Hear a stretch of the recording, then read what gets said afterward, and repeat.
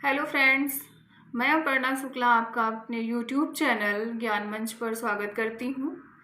आज हम जो पढ़ने जा रहे हैं वो है भाषा व्याकरण एवं लिपि का परिचय। तो हम इसके बारे में बात करेंगे कि भाषा व्याकरण क्या है, उसकी लिपि क्या है, उसके बारे में जानते हैं।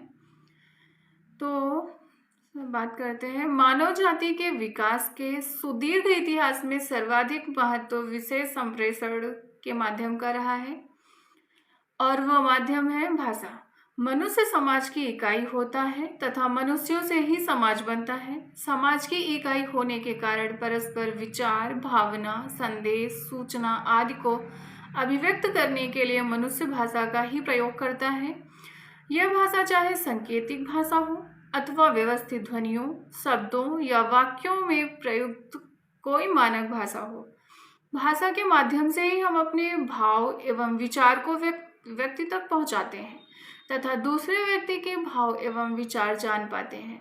भाषा ही वह साधन है जिससे हम अपना इतिहास, संस्कृति, संचित ज्ञान विज्ञान तथा अपनी महान परंपराओं को जान पाते हैं। संसार में संस्कृत, हिंदी, अंग्रेजी, बंगला, गुजराती, उर्दू, मराठी, तेलुगु, मलयालम, पंजाबी, उड़िया, जर्मन, फ्रेंच, इतालवी, चीनी जैसी अनेक भाषाएं हैं। भारत अनेक भाषा भाषी देश है। अनेक भाषा भाषी देश हम क्यों कहते हैं? क्योंकि भारत ही एक ऐसा देश है जहाँ पर अनेकों भाषाएं बोली जाती हैं, जहाँ पे हिंदी, अंग्रेजी, बंगला, उड़िया, गुजराती, तमिल, तेलुगु, पंजाबी ये सब बोली जाती हैं। इसलिए हम कहते हैं कि भारत अनेक भाषा भाषी देश है तथा अनेक बोली और भाषाओं से ही मिलकर भारत राष्ट्र बना है। संस्कृत हमारी सभी भारतीय भाषाओं की सूत्र भाषा है तथा वर्तमान में हिंदी हमारी राजभाषा यानी कि राजकार्य भाषा है।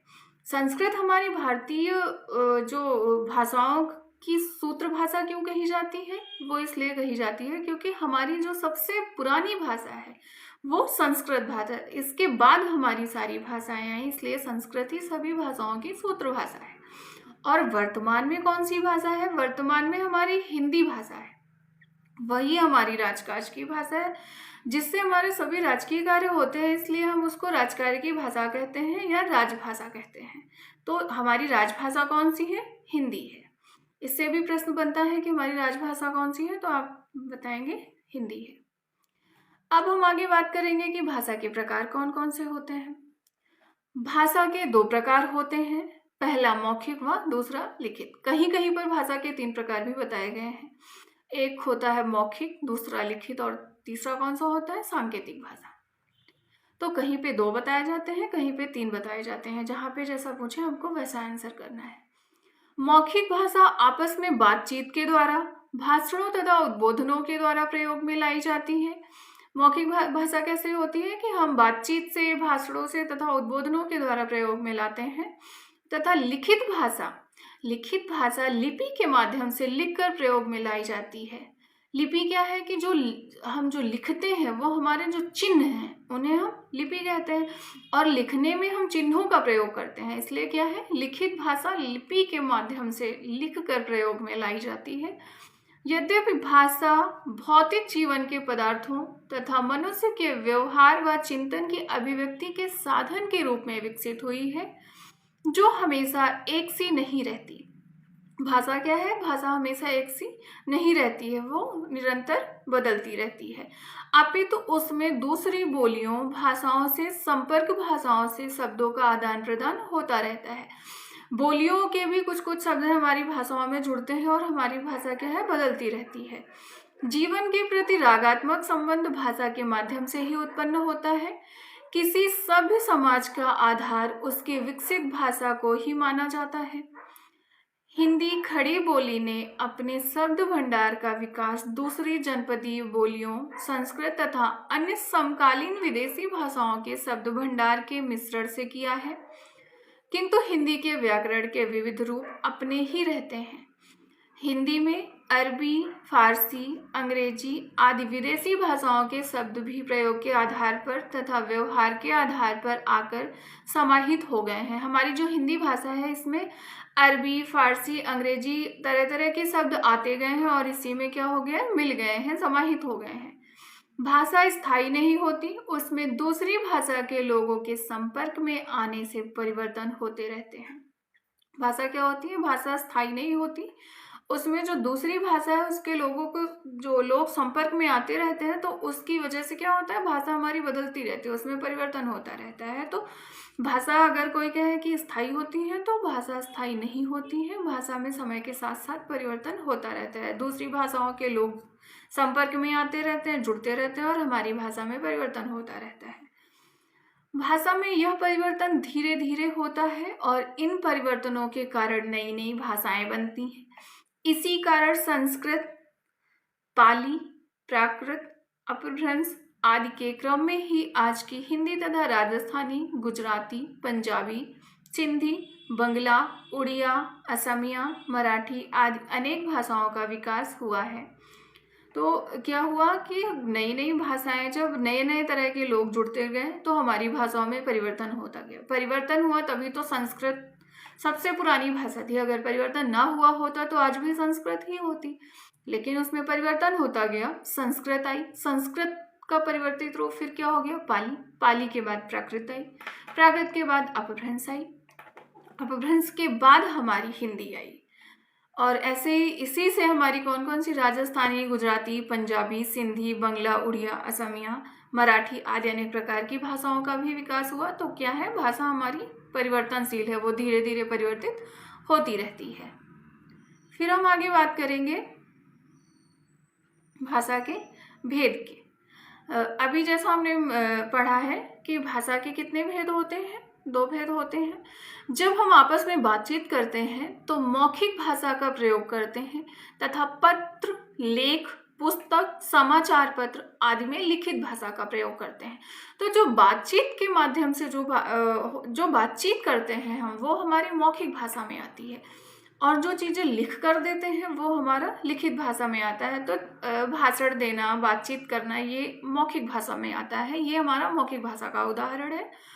और लिखित भाषा में जैसे पत्र है, लेख है, पुस्तक, समाचार पत्र आदि लिखकर करते हैं, लिखित तौर पर जब हम करते हैं तो वो हमारा लिखित भाषा का उदाहरण होता है। विचारों का संग्रह भी हम लिखित भाषा में ही करते हैं। जब हम अपने विचारों को संग्रह करते हैं या कहीं पर लिखते हैं तो वो क्या है, हमारा लिखित भाषा ही तो है, वो भी हमारा लिखित भाषा का उदाहरण है। भाषाओं के कितने भेद होते हैं, भाषा के भेद में अभी हमने पढ़ा मौखिक भाषा, लिखित भाषा। जैसा आपको पता हो गया होगा कि मौखिक भाषा क्या है और लिखित भाषा क्या है। फिर हम आगे बात करेंगे, मूलतः सामान्य जनजीवन के बीच बातचीत में मौखिक भाषा का ही प्रयोग होता है। जब हम लोग आपस में एक दूसरे से क्या करते हैं, मौखिक भाषा का ही प्रयोग करते हैं, लिख कर तो एक दूसरे से बातचीत करते नहीं। तो वही चीज़ है कि सामान्य जनजीवन में मौखिक भाषा का प्रयोग करते हैं, इसे प्रयत्न पूर्वक सीखने की आवश्यकता नहीं होती। जब हम आपस में जो बातचीत करते हैं, ऐसा तो है नहीं कि इसको हम सब्जेक्ट की तरह या क्वेश्चन आंसर की तरह याद करते हैं तब एक दूसरे से बोलते हैं। तो इसमें क्या है, प्रयत्न करने की आवश्यकता नहीं होती है, बल्कि जन्म के बाद बालक द्वारा परिवार व समाज के संपर्क तथा परस्पर संप्रेषण व्यवहार के कारण स्वाभाविक रूप से ही मौखिक भाषा सीखी जाती है। क्या है, बालक जब जन्म लेता है तो वो धीरे धीरे अपने परिवार से, समाज से, जो बातचीत के माध्यम से ही वो मौखिक भाषा को सीख जाता है। उसके लिए किसी भी तरह का प्रयत्न करने की आवश्यकता नहीं होती। जबकि लिखित भाषा में क्या होता है, लिखित भाषा के लिए हमें प्रयत्न करने की ज़रूरत पड़ती है। लिखित भाषा को शुरुआत में उसको धीरे धीरे करके सिखाया जाता है, जबकि लिखित भाषा की वर्तनी और उसी के अनुरूप उच्चारण प्रयत्न पूर्वक सीखना पड़ता है। मौखिक भाषा की ध्वनियों के लिए स्वतंत्र लिपि चिन्हों के द्वारा ही भाषा का निर्माण होता है।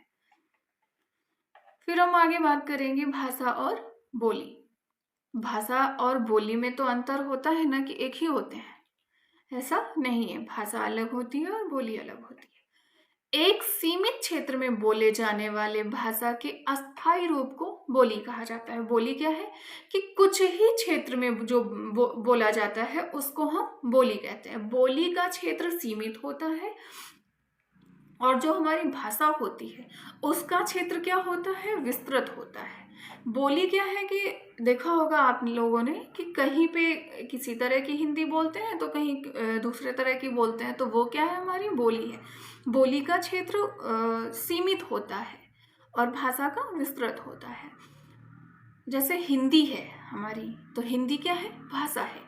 तो हिंदी तो सभी लोग बोलते हैं ना, लेकिन जो घरेलू बातचीत की जो भाषा है वो सबकी अलग अलग हो जाती है, तो वो क्या है, बोली है। वो क्या है, बोली। एक सीमित क्षेत्र में बोले जाने वाले भाषा के अस्थायी रूप को बोली कहा जाता है, जिसे उपभाषा भी कहते हैं। क्या कहते हैं इसे, उपभाषा। भाषा विस्तृत क्षेत्र में बोली जाती है, बोली सीमित क्षेत्र में बोली जाती है, और बोली का दूसरा नाम क्या है, इसे हम उपभाषा भी कहते हैं। कहा गया है कि कोस कोस पर पानी बदले 5 कोस पर बानी। हर 5-7 मील पर बोली में बदलाव आ जाता है। भाषा का सीमित, अविकसित तथा आम बोलचाल वाला रूप बोली कहा जाता है या कहलाता है। क्या है, भाषा का सीमित, अविकसित तथा आम बोलचाल वाला रूप बोली कहलाता है। जैसा अभी हमने आपको बताया कि जो हम आपस में एक दूसरे से बातचीत करते हैं वो क्या है, बोली है। उसका रूप कैसा होता है, अविकसित होता है और सीमित होता है, जिसमें साहित्य रचना नहीं होती है। कभी भी आप लोगों ने देखा होगा कि बोली में किसी साहित्य की रचना नहीं देखी होगी। साहित्य की रचना भाषा में होती है। बोली हमारी आम जनमानस की बातचीत की जो भाषा होती है वो हमारी बोली हो जाती है, उसमें हम साहित्य की रचना नहीं करते हैं। बोली ऐसी होती है कि उसका कोई व्याकरण नहीं होता है। वही चीज इसमें है, जिसका व्याकरण नहीं होता, वह शब्दकोश भी नहीं होता। जबकि भाषा विस्तृत क्षेत्र में बोली जाती है, उसका व्याकरण तथा शब्दकोश होता है तथा उसमें साहित्य लिखा जाता है। बोली में साहित्य नहीं लिखा जाता है। बोली का अपना कोई व्याकरण नहीं होता है। बोली अविकसित होती है और सीमित क्षेत्र में बोली जाती है। और भाषा में क्या है कि भाषा विस्तृत क्षेत्र में बोली जाती है, उसका अपना व्याकरण होता है, उसका अपना शब्दकोश होता है तथा उसमें साहित्य लिखा जाता है। ठीक है, तो बोली और भाषा में अंतर है ना, ये आप लोगों को समझ में आया कि भाषा क्या है, बोली क्या है। तो भाषा में आप बताएंगे कि भाषा विस्तृत क्षेत्र में बोली जाती है, उसका अपना व्याकरण होता है, उसका अपना शब्दकोश होता है तथा भाषा में साहित्य की रचना होती है, भाषा में साहित्य लिखा जाता है। और बोली में क्या बताएंगे कि बोली सीमित क्षेत्र में बोली जाती है, अविकसित होती है तथा आम बोलचाल वाला जो रूप होता है वो बोली होता है। बोली का अपना कोई व्याकरण नहीं होता, अपना कोई शब्दकोश नहीं होता है और ना ही उसमें किसी साहित्य की रचना होती है। तो इतना आप लोग समझ गए ना कि बोली और भाषा में क्या अंतर होता है। ठीक है, फिर हम आगे बात करेंगे कि हिंदी की बोलियां। अभी बोली होता क्या ये समझा, अब हम आगे बोलियों के बारे में और विस्तृत जानकारी करेंगे। हिंदी की बोलियां। हिंदी केवल खड़ी बोली, खड़ी बोली क्या है, हमारी मानक भाषा है। खड़ी बोली कैसी है, हमारी मानक भाषा। तो हिंदी केवल खड़ी बोली का ही विकसित रूप नहीं बल्कि उसमें अन्य बोलियां भी समाहित हैं। क्या कहा गया है इसमें कि सिर्फ खड़ी बोली का ही ये मानक रूप नहीं है बल्कि उसमें अन्य बोलियां भी समाहित हैं, जिनमें खड़ी बोली भी शामिल है। ये निम्न प्रकार हैं। सबसे पहले पूर्वी हिंदी। बोली में कौन सा आया सबसे पहले, पूर्वी हिंदी, जिसमें अवधी, बघेली तथा छत्तीसगढ़ी शामिल है। पूर्वी हिंदी में कौन कौन सा है, पूर्वी हिंदी में हमारी कौन सी बोली आती है, अवधी, बघेली और छत्तीसगढ़ी आती है। फिर हम आगे बात करेंगे पश्चिमी हिंदी। पूर्वी हिंदी के बाद कौन सा, पश्चिमी हिंदी। पश्चिमी हिंदी में खड़ी बोली, ब्रज, बांगरू, बांगरू जिसका एक नाम है हरियाणवी, बांगरू का दूसरा और कौन सा नाम है, हरियाणवी, या फिर हरियाणवी को दूसरे किस नाम से जानते हैं, बांगरू को। तो बांगरू और हरियाणवी में आप लोग कंफ्यूज मत होना, दोनों एक ही हैं। बुंदेली तथा कन्नौजी शामिल है। पश्चिमी हिंदी में कौन कौन सा आता है, खड़ी बोली, ब्रज, बांगरू, बुंदेली तथा कन्नौजी। ठीक, जैसे क्वेश्चन बन जाता है कि बुंदेली हिंदी के किस उससे ली गई है, तो ये पश्चिमी हिंदी से ली गई। घड़ी बोली किससे ली गई है? पश्चिमी हिंदी से। ब्रज किससे है? पश्चिमी हिंदी से। बांगरू किससे है? पश्चिमी हिंदी से। बुंदेली पश्चिमी हिंदी, तथा कन्नौजी भी इसी में शामिल है। फिर आगे हम बात करेंगे बिहारी की। ठीक, तो बिहारी हिंदी से कौन कौन सी बोलियां निकली हैं? बिहारी हिंदी की प्रमुख बोलियां हैं मगही, मैथिली तथा भोजपुरी। ठीक है, फिर आगे आता है राजस्थानी। क्या आता है? नंबर 4 राजस्थानी। राजस्थानी की जो प्रमुख बोलियां हैं वो है मेवाड़ी, मारवाड़ी, मेवाती तथा हड़ौती बोलियां। राजस्थानी में कितनी आई? मारवाड़ी, मेवाड़ी, मेवाती, हड़ौती। कुछ विद्वान मालवी, ढूंढाड़ी तथा बागड़ी को भी राजस्थानी की बोलियां मानते हैं। जो हमारी ढूंढाड़ी बोली है, ढूंढाड़ी बोली को जयपुरी बोली भी कहा जाता है। ये क्वेश्चन भी आपका बनता है कि जयपुरी बोली को और दूसरे किस नाम से जानते हैं, तो जयपुरी बोली को हम ढूंढाड़ी नाम से जानते हैं। फिर 5वां है पहाड़ी। पहाड़ी हिंदी में कौन कौन सी बोलियां आती हैं? पहाड़ी में आती है गढ़वाली, कुमाऊनी तथा मंडियाली बोली। पहाड़ी में कौन कौन सी आती है? गढ़वाली, कुमाऊनी और मंडियाली बोली। ये हमारी हिंदी की बोलियां हैं। तो एक बार हम इनको फिर से पढ़ लेते हैं। पूर्वी हिंदी। पूर्वी हिंदी में कौन कौन सी बोली है? अवधी, बघेली, छत्तीसगढ़ी। इसमें कितनी आती है? अवधी, बघेली, छत्तीसगढ़ी। पश्चिमी हिंदी में आते हैं खड़ी बोली, ब्रज, बांगरू, बुंदेली तथा कन्नौजी। बिहारी में आती है मगही, मैथिली तथा भोजपुरी। राजस्थानी में आता है, राजस्थानी में हमारी कौन कौन सी बोलियां आती हैं? राजस्थानी की है मेवाड़ी, मारवाड़ी, मेवाती तथा हड़ौती बोलियां शामिल हैं। कुछ विद्वान मालवी, ढूंढाड़ी तथा बागड़ी को भी राजस्थानी की अलग बोलियां मानते हैं। ठीक है, 5वां है गढ़वाली, कुमाऊनी, मंडियाली आदि। 5वां जो हमारी पहाड़ी हिंदी है उसमें कौन कौन सी आती है? गढ़वाली, कुमाऊनी तथा मंडियाली। फिर हम आगे बात करेंगे इन बोलियों के मेल से बनी हिंदी। हमारी हिंदी क्या है? इन्हीं बोलियों के मेल से ही हमारी हिंदी भाषा बनी है। तो इन बोलियों के मेल से बनी हिंदी को संविधान सभा ने 14 सितंबर 1949 को भारत की राजभाषा के रूप में स्वीकारा है। तो एक क्वेश्चन बन सकता है कि हमारी हिंदी को राजभाषा का दर्जा कब मिला? तो हमारी जो हिंदी है उसको संविधान सभा ने 14 सितंबर 1949 को भारत की राजभाषा स्वीकार किया है। विभिन्न बोलियों के मेल से बनी हिंदी भाषाई विविधता के कारण ही हिंदी के क्षेत्रीय उच्चारण में विविधता पाई जाती है। फिर आगे है हिंदी भाषा और उसका व्याकरण। अभी हमने हिंदी भाषा पढ़ा, बोली पढ़ी, अब हम उसका क्या पढ़ेंगे? व्याकरण। हिंदी व्याकरण हिंदी भाषा को शुद्ध रूप से लिखने और बोलने संबंधी नियमों की जानकारी देने वाला शास्त्र है। देखो, बोली के लिए तो व्याकरण की जरूरत नहीं होती, लेकिन जब हम बात करते हैं भाषा की, तो भाषा को शुद्ध रूप से लिखने, पढ़ने, समझने के लिए किसकी आवश्यकता होती है? व्याकरण की। तो आज हम उसी को जानेंगे कि हिंदी भाषा और उसका व्याकरण। हिंदी व्याकरण हिंदी भाषा को शुद्ध रूप से लिखने और बोलने संबंधी नियमों की जानकारी देने वाला शास्त्र है। किसी भी भाषा को जानने के लिए उसके व्याकरण को भी जानना बहुत आवश्यक होता है। हिंदी की विभिन्न ध्वनि, वर्ण, पद, पदांश, शब्द, शब्दांश, वाक्य, वाक्यांश आदि की विवेचना तथा उसके विभिन्न घटकों, प्रकारों का वर्णन हिंदी व्याकरण में किया जाता है। हिंदी व्याकरण को मोटे तौर पर वर्ण विचार, शब्द विचार, वाक्य विचार आदि 3 वर्गों में विभाजित कर इनके विभिन्न पक्षों पर विचार किया जाता है। हिंदी व्याकरण के जो विभिन्न पक्ष हैं उनको कितने वर्गों में बांटा जाता है? वर्ण विचार, शब्द विचार, वाक्य विचार, इन 3 वर्गों में बांटते हैं। ठीक, फिर नागरी लिपि का परिचय एवं वर्तनी। सबसे पहले कौन सी लिपि? नागरी लिपि, उसके बारे में जानेंगे। भारत की ध्वनियों को जिन लेखन चिन्हों में लिखा जाता है उसे लिपि कहते हैं। लिपि किसे कहते हैं? भारत की जो फिर उसके बाद हम बात करेंगे नागरी लिपि का परिचय एवं वर्तनी। भाषा की ध्वनियों को जिन लेखन चिन्हों में लिखा जाता है उसे लिपि कहते हैं। जैसा हमने पहले भी बताया कि जो हम बोलते हैं वो तो हमारा मौखिक हो गया, लेकिन जब हम उसको लिखते हैं तो लिखने के लिए जो हम चिन्ह बनाते हैं वो चिन्ह ही हमारे क्या कहलाते हैं, लिपि कहलाते हैं।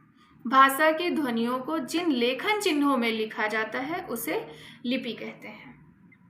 अर्थात किसी भी भाषा की मौखिक ध्वनियों को लिखकर व्यक्त करने के लिए जिन वर्तनी चिन्हों का प्रयोग किया जाता है वह लिपि कहलाती है। संस्कृत, हिंदी, मराठी, कोंकणी जो कि गोवा तरफ बोली जाती है, नेपाली आदि भाषाओं की लिपि क्या है, देवनागरी। तो देवनागरी लिपि हमारी कौन कौन सी भाषाओं की है ये भी जानना इम्पॉर्टेंट है। तो संस्कृत भाषा की लिपि देवनागरी, हिंदी की लिपि क्या है, देवनागरी, मराठी की लिपि देवनागरी, कोंकणी देवनागरी, नेपाली देवनागरी। ये इतनी भाषाएं जो हैं वो देवनागरी लिपि में लिखी जाती हैं। इसी प्रकार हम आगे बात करेंगे अंग्रेजी, पंजाबी और उर्दू की। तो अंग्रेजी की रोमन है, अंग्रेजी की लिपि कौन सी है, रोमन। पंजाबी की गुरुमुखी तथा उर्दू की फारसी है। अंग्रेजी की रोमन, पंजाबी की गुरुमुखी और उर्दू की कौन सी लिपि है, फारसी लिपि है। तो ये याद कर लेना कि कौन सी भाषा की कौन सी लिपि है, इससे भी आपके प्रश्न बनते हैं। भारत सरकार के अधीन केंद्रीय हिंदी निर्देशालय ने अनेक भाषाविदों, पत्रकारों, हिंदी सेवी संस्थानों तथा विभिन्न मंत्रालयों के प्रतिनिधियों के सहयोग से हिंदी की वर्तनी का देवनागरी में एक मानक स्वरूप तैयार किया है जो सभी हिंदी प्रयोक्ताओं के लिए सामान्य रूप से मान्य है। देवनागरी लिपि का निर्धारित मानक रूप क्या है, उसका जो मानक रूप है अब हम उसके बारे में जानेंगे।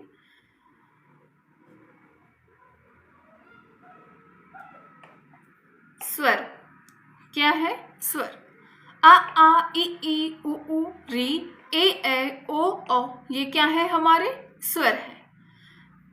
मात्राएं, आ की कोई मात्रा नहीं होती, स्वरों की मात्राएं भी तो होती हैं। तो छोटा आ जो होता है उसकी कोई मात्रा नहीं होती, बाकी स्वरों की क्या होती हैं, मात्राएं होती हैं। फिर उसमें क्या होता है, अनुस्वार आता है।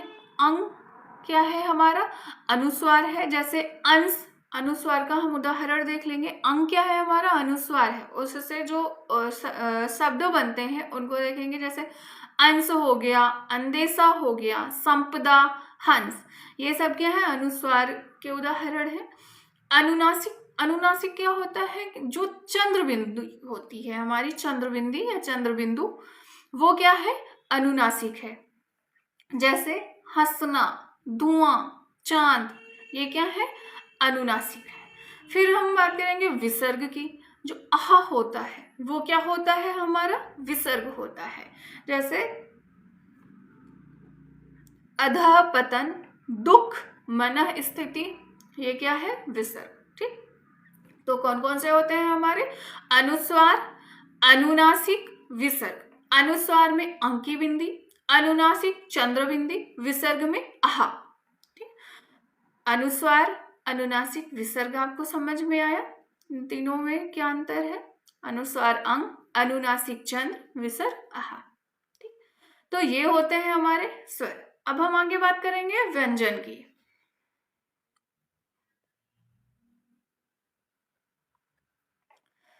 व्यंजन का खा गा घा अंगा, च छ ज झ इया, ट ठ ड ढ अड़ा, ता था दा धा ना, पा फा बा भा मा, यारा लावा साखा साहा, ये क्या है हमारे व्यंजन।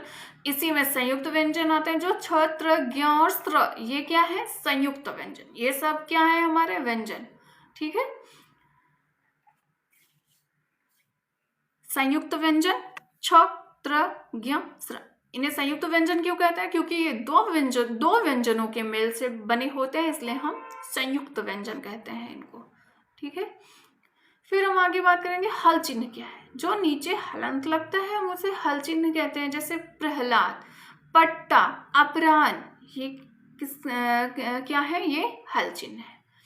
गृहीत स्वर क्या है, गृहीत स्वर में आता है ओ, ग्रहित स्वर में क्या आता है? ओ। और ग्रहित व्यंजन क्या है? तो ग्रहित व्यंजन में आता है क, ख, ग, ज, फ। ये अंग्रेजी भाषा से ग्रहित स्वर, अंग्रेजी भाषा से जो ग्रहित स्वर है ओ, जैसे डॉक्टर, कॉटेज, कॉलेज। ये जो शब्द हैं ये हमारे हिंदी भाषा के तो नहीं है। कॉटेज, कॉलेज ये किसके हैं? अंग्रेजी भाषा के। तो ये अंग्रेजी भाषा से जो ग्रहित स्वर है उससे क्या बना? Doctor, cottage, college.